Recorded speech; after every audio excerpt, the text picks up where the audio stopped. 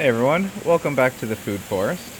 It's been a while because I have been so busy harvesting all of the food. I thought I'd take a little break from that and we'll just walk around and see what's going on. So the main thing we've been harvesting right now is all of our peaches. We've got them all off the tree, made into peach crumble and frozen. That last variety was Reliance, and that tree is the older tree. It's actually just right here. And this one put on several hundred fruit this year. And most of our fruit came from that tree, that one tree. But we do have some other varieties still. This is a contender peach. We've got a veteran peach here. So this is another cold hardy variety. And it still has a few peaches on it. Here's a frost peach. We didn't get any fruit. We had it set fruit, but it dropped all of its fruit this year.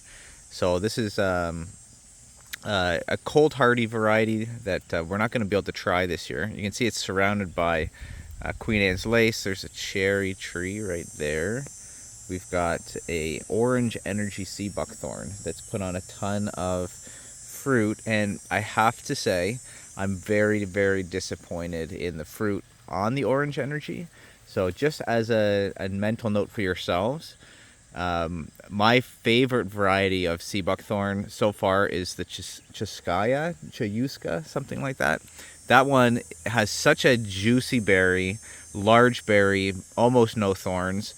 This one here, the orange energy, it's got very mild and bland berries and huge seeds in them. So it's almost all mealy and seed. They're a little bit tougher, more bland, just not great. I'm really not a fan. I'd still have them. They're still better than the wild varieties that I have. But if I could pick, I would definitely go with the Chayuska, I think it's pronounced. And then right next to it is a Flamin' Fury peach. This one we didn't get any peaches off it this year, so we won't be able to try this one yet, but it did put on some good growth. We've got some good pruning and good shape taking on the tree. So that's a good sign. And you can see all around we've got comfrey that is just finishing up, but still supporting local insect populations. So really, really nice to allow it to continue its full life cycle. This sea buckthorn here, we got quite a bit of berries off of it, but the variety is a very weird name. It's like S1477 alpha or something like that. So I don't know if it'll be easy for people to go and find this variety, but it put on some good fruit, pretty nice tasting. I still think the Chayuska variety is by far my favorite. And then around the back here on the other side of this heartnut tree, we've got the Titan. These are the male pollinators for the sea buckthorn. So here's the Titan, and then we've got the wild varieties that I had, and you can see the difference in the berries, much more orange. They're also extremely bitter, and you know, this is already a fairly bitter fruit. Extremely bitter, but still has a nice flavor profile. Still great to cook with. A little bit seedier.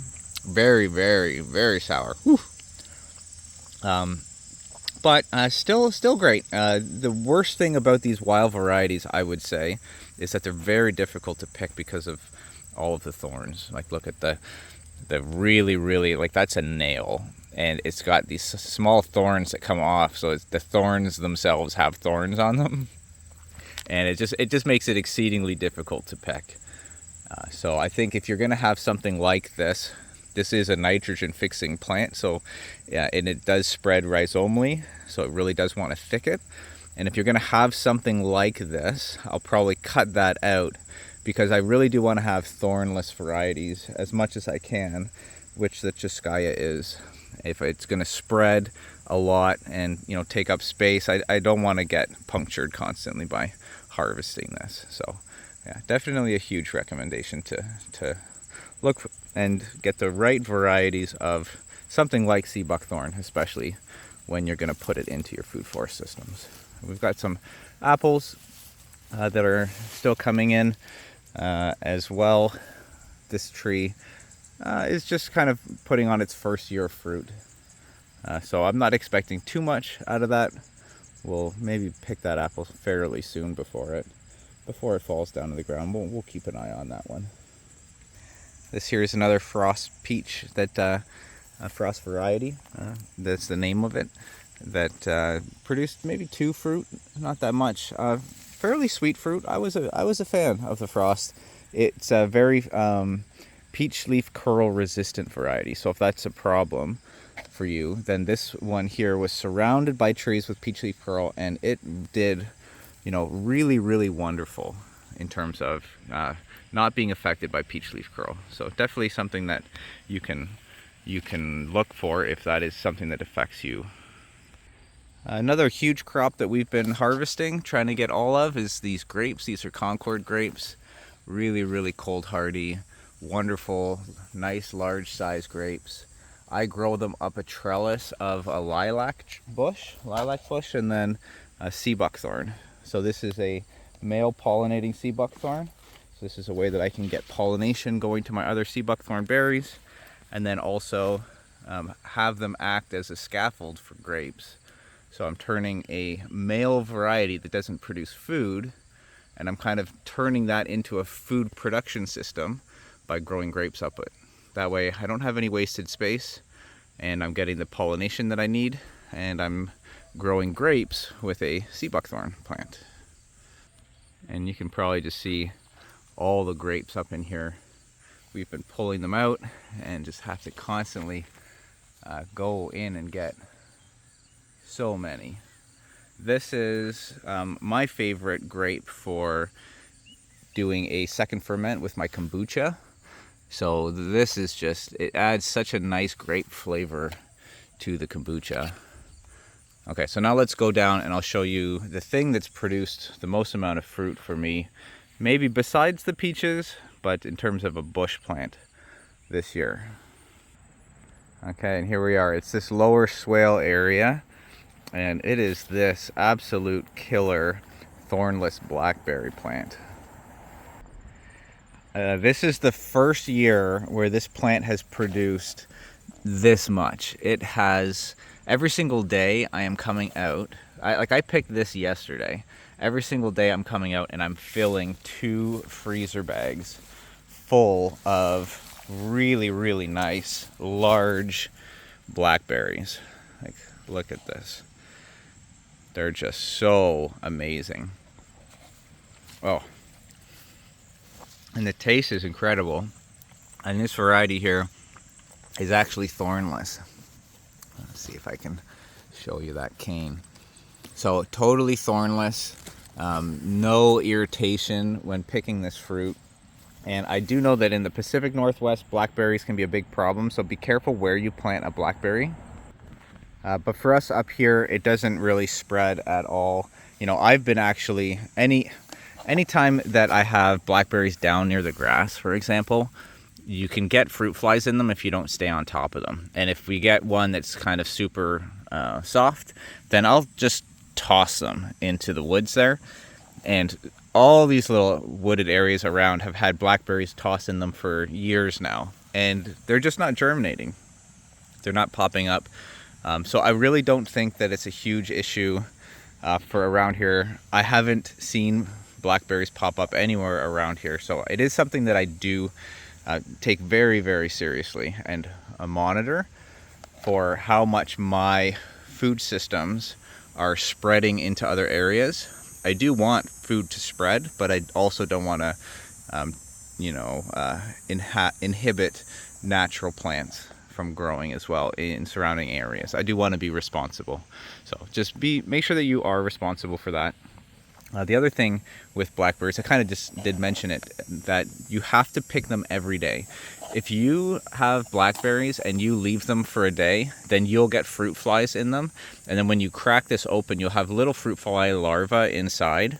It's actually totally safe to eat, as gross as it sounds. When you eat something like this that hasn't been sprayed with chemicals, it is covered in tiny little microscopic organisms that you eat. It's really important actually that we eat this stuff. So even though it might sound a little gross to eat a fruit fly larva or something like that, or some kind of insect, it's actually totally normal. Our stomach acids can handle it. It's not a problem at all. However, if that does make you a little bit squeamish, just make sure that you pick these every single day so that they don't get super soft and have fruit flies inside them. So I've been doing that because my family doesn't really like eating fruit fly larvae. So it's really important for me, if I want my kids and my wife to eat this stuff, that it's picked every single day. So that is what I've been doing probably for the last month, is making sure that I'm getting all of the fruit off of not just the blackberry, but all of the plants in my food forest. So that is why we've had a slightly lower number of videos released in the last couple weeks. I'm still here. I'm just super busy collecting and harvesting all of this food. All right, and I'll go down and show you the other thing that I've been doing. This is our little cedar forest.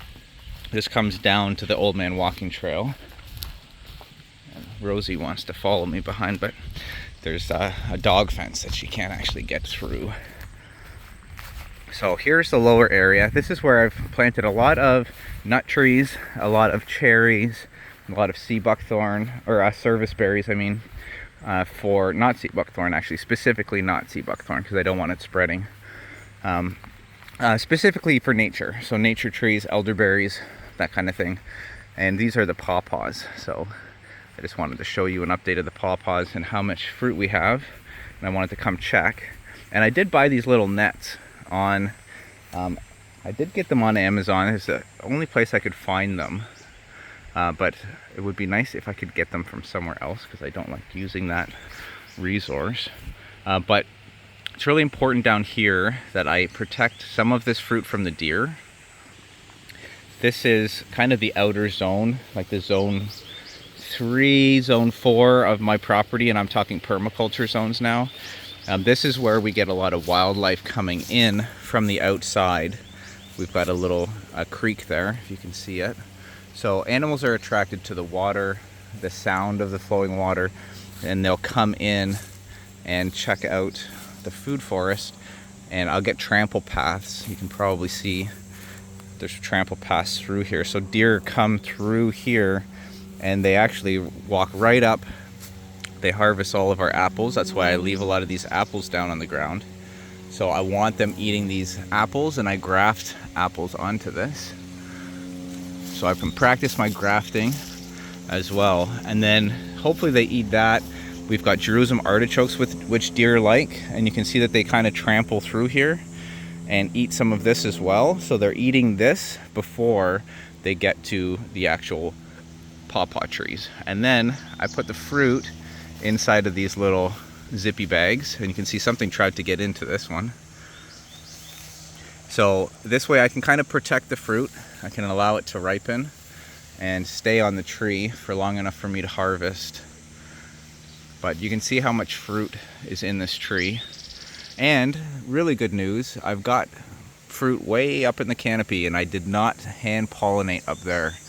I just, couldn't possibly reach. So the fact that I have pollinated fruit up 25 feet in the air tells me that I actually do have the beetles and flies that I need in this area in order to actually pollinate.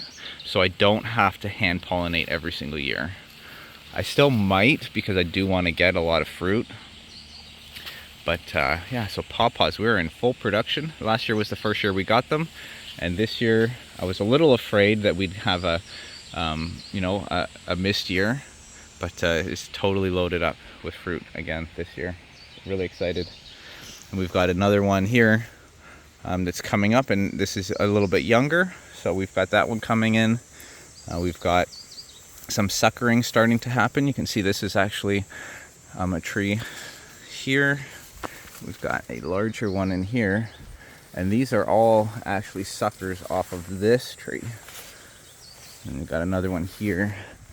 So they're starting to actually sucker. I can dig down and divide some of those out and transplant them. but just remember that they're going to be genetic clones. So if you do something like this, you do need the genetic diversity. You can't just plant one tree, spread a bunch of them, and have multiple pawpaws. You do need the genetic diversity in order to ensure pollination and good fruit set. This one here didn't have as many fruit this year, but it does have some, so I'll be able to do a variety taste test and see which varieties I like best as well. And then this is the Old Man Walking Trail update. So lots of wildflowers spread in here.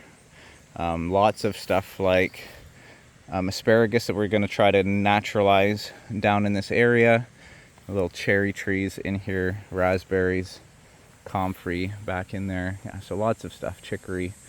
And then we let the things that naturally want to show up that are beneficial for nature, like the Queen Anne's lace, that provide so much habitat and food for other insects. We allow all of that to grow. You are waiting for me right where you can sit. It's the closest you can get. Nice sweet girl. So thanks for watching. We'll see you on the next one, and hopefully it won't be so long, and I'll have a little bit more time to do an update and hit some permaculture topics and not just a little walk around tour. So thanks for watching. See you on the next one.